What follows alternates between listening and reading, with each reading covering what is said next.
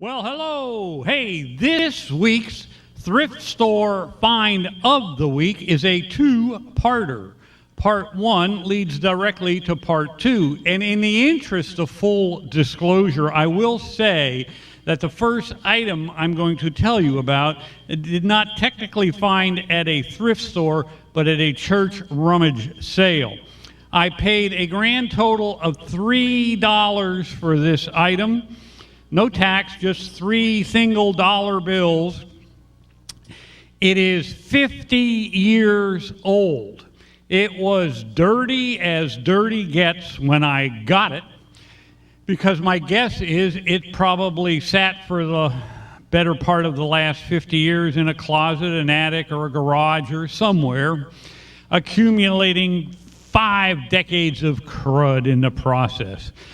But since it was made so well in the first place, all I had to do was clean it, lubricate it, and adjust it, and by golly, it worked just fine.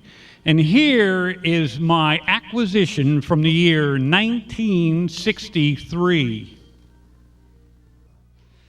This, my friends, is a dual, D-U-A-L, built in Germany, phonograph turntable, model 1015 from the year 1963.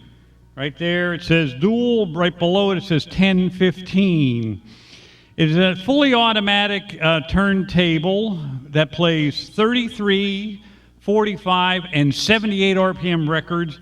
What's really neat about it is this little arch up here is a pitch control. In other words, if your records play too fast or too slow, you can adjust them to your preference.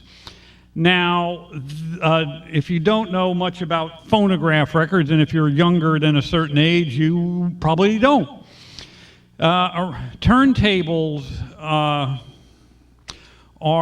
you can buy good turntables, medium grade turntables, and excellent grade turntables. Dual turntables have always fallen into the excellent grade turntable. Their mechanisms are so precise that they play records much better than most turntables do. The motor that runs the disc is not driven. Most turntables used to have a belt underneath them that went from the motor to the turntable. It was a rubber belt that the motor turned the belt turned the platter. And it worked okay, and it was kind of nice and quiet, but over time the rubber belts would deteriorate, stretch, or even break. The dual turntable's motor was connected directly to a gear on the platter so that there is no rubber band. The motor it's called direct drive, it directly turns the turntable. So even after 50 years, this turntable works the way it's supposed to work. The gears at the base of the tone arm are extremely efficient and precise.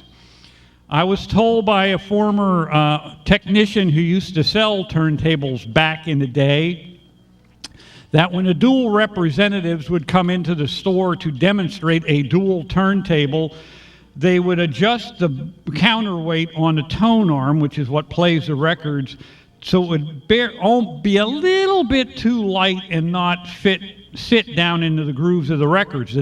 The salesman would then rip the corner off a dollar bill, and that little wedge of paper placed right there on the head of the cartridge would be enough to make the tone arm lower and play the record. Now, the heart and soul of any turntable is the needle that plays the record, which is under this head right here. And the cartridge is the little block that the needle plugs into. The cartridge and needle are a combination package. This turntable came with its original 1963 cartridge and needle in very fine working condition. This is that cartridge. You can see it's in MC4 Grado or Grado, depending on how you pronounce it, G-R-A-D-O. Manufacturers of fine phonograph cartridges and needles, and the little wedge at the bottom there, as my shaky hand approaches this, You'll see, if you look closely, the needle sticking out underneath that inverted V. That's the needle that plays the record. The cartridge is amazing to be in this good a shape after 50 years. No less amazing feat than the turntable itself being in this good a shape after 50 years. Now comes part two.